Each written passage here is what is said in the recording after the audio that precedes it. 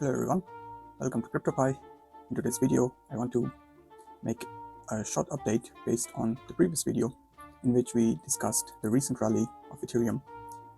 We discussed that at Ethereum's evaluation in its Bitcoin pair when it was at 0.037, the idea was that it would go in the next days above 0.04 and we would see some kind of reversal. So far, what we have seen is the first step, is that we were somewhere at this level, at 3.7. We saw the rally coming into this region, and now my thoughts about this rally are that it should see some form of consolidation or pullback in the month of October. The reason why I say that is one of the previous years, if you would notice, we start from May, where the rally began, up until August. So this is the beginning of September, let's say something here.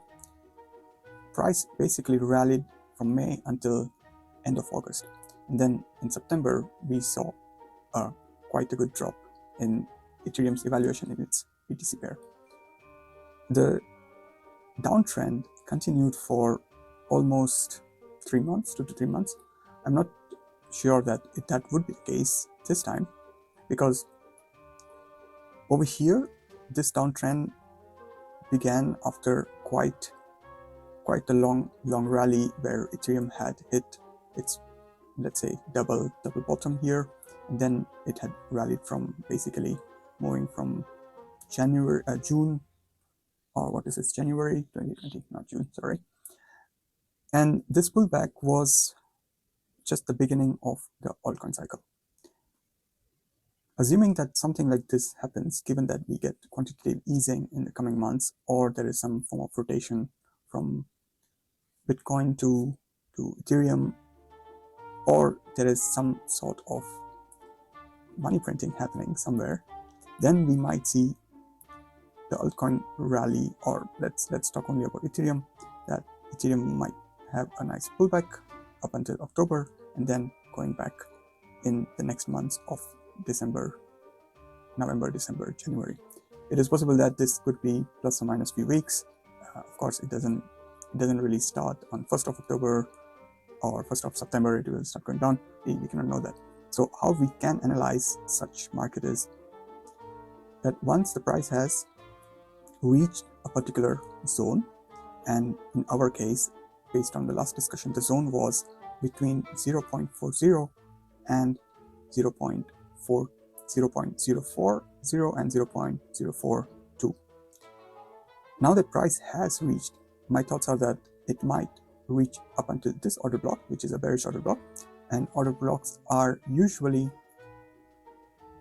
the green candles before the downtrend has begun. So bearish order block is the green candle before the downtrend has begun. I drew this order block on the weekly time frame, where this was the green candle, which was a pullback. If you are going from top to bottom, it was going up to maybe grab some liquidity and create some orders here before it went this huge downtrend. And price might hit to this level. It might simply make a small wick over there. Let's get rid of these dots.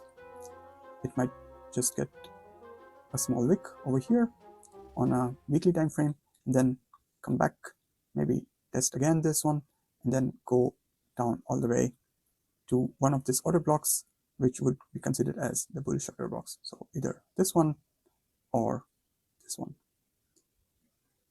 To me, it seems that during the crash, if the crash comes in the next month or two, the crash might go all the way to this level, testing the values, testing the order block here, and then getting back up in the month of November and December.